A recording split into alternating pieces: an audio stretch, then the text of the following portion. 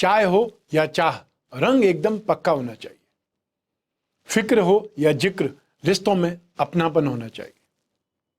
जीवन में हीरा परखने वाले से पीड़ा परखने वाला ज्यादा महत्वपूर्ण होता है, याद रखिएगा। नमस्कार, मैं हूं कमल श्रीमाली। आप सभी का बहुत बहुत स्वागत आपके अपने चैनल में और नवरात्रि विसर्जन से संबंधित मुहूर्त और विधि विधान के इस विशेष एपिसोड में। नवरात्रि के 9 दिनों तक व्रत, उपवास, पाठ, फिर हवन, ये सब कुछ करके, कन्या पूजन करके नवरात्रि की पूर्णता प्राप्त की जाती है। जो घट स्थापना पर आपने कलश स्थापन किया था, नारियल स्थापित किया था, ज्वारे बोए थे, उन सभी सामग्रियों का विधिवत विसर्जन भी किया जाता है और विसर्जन का भी मुहूर्त होता है। जिस प्रकार घट स्थापना का मुहूर्त विशेष होता है, उसी प्रकार विसर्जन का मुहूर्त भी विशेष होता है और इसका बहुत प्रभाव पड़ता है। तो 5 अक्टूबर 2022 को दुर्गा विसर्जन का मुहूर्त इस प्रकार से प्रातः 6:32 से लगा करके 9:32 तक लाभ और अमृत दोनों का चौगड़िया का मुहूर्त आपको मिलेगा। वापस दोपहर में 10:58 से 12:26 तक शुभ का चौगड़िया भी आपको मिलेगा। लेकिन ध्यान रहे कि 5 अक्टूबर को जो 10वीं है वो सिर्फ दोपहर को 12 बजे तक ही है। फिर उसके बाद में वो 10वीं तिथि नहीं होगी, एकादशी लग जाएगी। तो ऐसी स्थिति में इससे पूर्व विसर्जन का कार्य आरंभ कर दें। कोई काम आरंभ कर देते उसके बाद वो कितने भी समय तक चल सकता है, उसमें प्रॉब्लम नहीं है। आरंभ करने का ही मुहूर्त होता है। अब जो आपने ज्वारे बोए हैं, जो सामग्री है, उसका विसर्जन किस ढंग से करेंगे वो मैं आपको बता रहा हूं। विधि विधान ध्यानपूर्वक समझना है और उसको अप्लाई करना है। ज्वारे विसर्जन से पहले भगवती दुर्गा का गंध, चावल, पुष्प आदि से पूजा करें और इस मंत्र से देवी की आराधना करें। रूपम देहि यशो देहि भाग्यम भगवती देहि में, पुत्रान देहि धनम देहि सर्वान कामाश्च देहि में, महिषग्नि महामाये चामुंडे मुंड मालिनी आयु आरोग्यम ऐश्वर्य देहिम देवी नमोस्तुते। इस प्रकार प्रार्थना करने के बाद में हाथ में चावल और पुष्प लेकर के ज्वारे का इस मंत्र के साथ में विसर्जन करना चाहिए।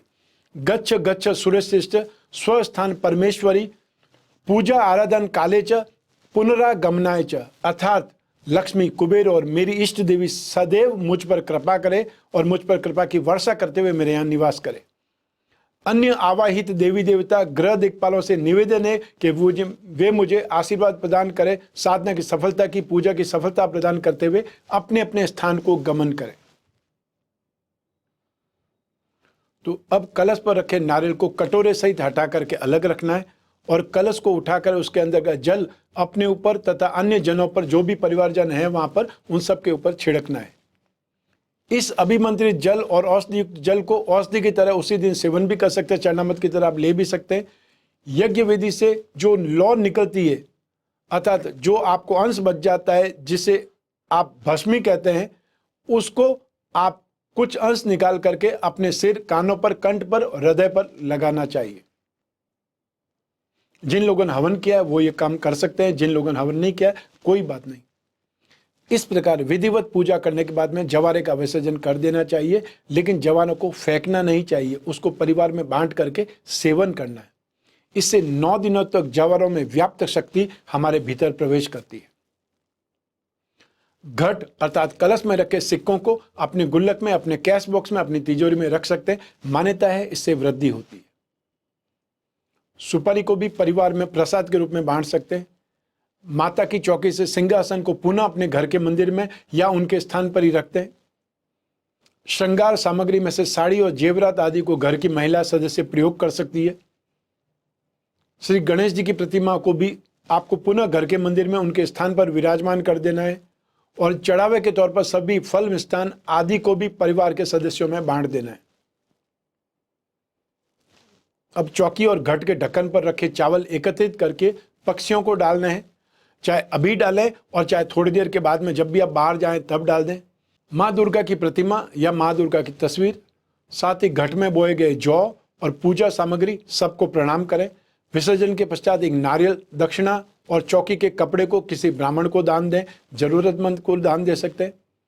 जिस बर्तन में जिस कुल्हड़ में आपने जवारे बोए थे उसे इन 9 दिनों में उपयोग की गई पूजा सामग्री का किसी नदी जलाशय में श्रद्धा पूर्वक विसर्जन करना है। जहां पे विसर्जन करने की आज्ञा दी गई है वहीं पर करना है, जबरदस्ती कहीं पर भी विसर्जन नहीं करना है, यह ध्यान रखिएगा। तो ये विधि विधान जानने के साथ में भी बहुत से लोगों के मन में एक प्रश्न आएगा कि दुर्गा प्रतिमा का विसर्जन क्यों करें। तो कहते हैं कि बेटी पराया धन होती है, उससे एक ना एक दिन अपना मायका यानी माँ बाप का घर छोड़ करके अपने ससुराल यानी पति के घर जाना ही पड़ता है। विवाह के बाद बेटियां अपने मायके मेहमान की तरह आती है और चली जाती है। यह परंपरा सदियों पुरानी है। माँ दुर्गा भी अपने संतान सहित इस पृथ्वी पर अर्थात अपने मायके आती है और कुछ दिन बिता करके वापस अपने ससुराल शिव जी के पास चली जाती है। अब आपने देखा होगा बहुत सी जगह पे मूर्तियों को कोई भी नदी में, सरोवर में, कुंड में विसर्जित किया जाता है, जल में विसर्जित किया जाता है। ऐसा क्यों? शास्त्रों में कहा गया है कि देवी देवताओं की मूर्ति को पूजन के बाद में जल में समर्पित कर देना चाहिए।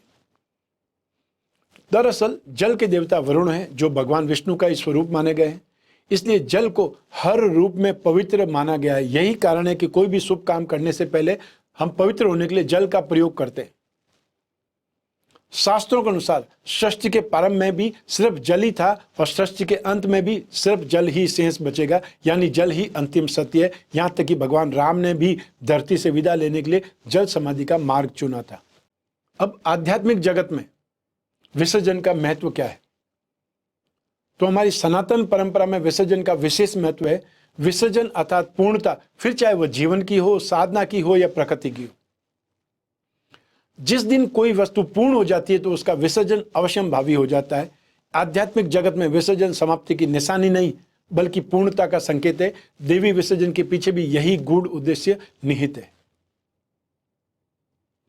हम शारदीय नवरात्र के प्रारंभ होते ही देवी की प्रतिमा बनाते हैं, उसे वस्त्र अलंकारों से सजाते हैं, 9 दिन तक उसी प्रतिमा की पूर्ण श्रद्धा भाव से पूजा अर्चना करते हैं और फिर एक दिन उसी प्रतिमा को जल में विसर्जित कर देते हैं। विसर्जन का यह साहस केवल हमारे सनातन धर्म में ही दिखाई देता है, क्योंकि सनातन धर्म इस तथ्य के भली भांति परिचित है कि आकार तो केवल प्रारंभ है और पूर्णता सदैव निराकार होती है। तो ये था दुर्गा विसर्जन का विधि विधान और मुहूर्त और साथ में उसकी उपयोगिता, या जो आपके मन में शंकाएं आ सकती है, मैंने उसका निराकरण करने का भरपूर प्रयास किया है। आपको एपिसोड कैसा लगा? आपकी जिज्ञासा शांत हुई या नहीं हुई, ये हमें कमेंट बॉक्स से जरूर बतलाएं। और भी कोई जिज्ञासा है वो भी आप हमें कोई भी माध्यम से, चाहे वो व्हाट्सएप के माध्यम से और वो चाहे कमेंट बॉक्स के माध्यम से आप बतला सकते हैं। हम अपनी ओर से भरपूर प्रयास करेंगे कि जल्द से जल्द उस जिज्ञासा का समाधान करें। 7 से लगा करके 9 अक्टूबर तक मैं मुंबई शहर में रहूंगा, 12 और 13 अक्टूबर को मैं दिल्ली में रहूंगा और 14, 15 और 16 अक्टूबर को मैं कोलकाता शहर में रहूंगा, सिर्फ आपसे मिलने के लिए। जो भी फेस टू फेस मिलना चाहते हैं, कुंडली का विश्लेषण चाहते हैं, शंकाओं का समाधान चाहते हैं, वो लोग अपॉइंटमेंट फिक्स कर सकते हैं। स्क्रीन पर जो नंबर दिए हुए हैं उस पर संपर्क करना है, अपॉइंटमेंट फिक्स करना है और आप अपनी समस्याएं यदि एक पेपर पे लिख कर लाएंगे तो और ज़्यादा बेटर रहेगा, ताकि कोई भी आपसे जिज्ञासा या कोई भी प्रश्न छूटेगा नहीं। आप हर समस्या, हर प्रश्न का समाधान ले पाएंगे। लेकिन इसका अर्थ ये नहीं है कि आप 5-10 पेपर भर के ले आए, उसमें लिमिटेड हो, इंपॉर्टेंट चीज़ हो, वो जरूर ध्यान रखें, क्योंकि समय हमेशा लिमिट रहता है, समय हमेशा सीमित रहता है। मैं कामना करता हूं कि आप स्वस्थ रहें, प्रसन्न रहें और सुरक्षित रहें। अपना और अपने परिवार का, छोटे छोटे घर के बच्चों का और घर की महिलाओं का विशेष ख्याल रखें। आप सभी को मेरा नमस्कार, बहुत बहुत शुभकामनाएं। ईश्वर आपकी रक्षा करे, माँ भवानी आपकी रक्षा करे। बहुत बहुत धन्यवाद।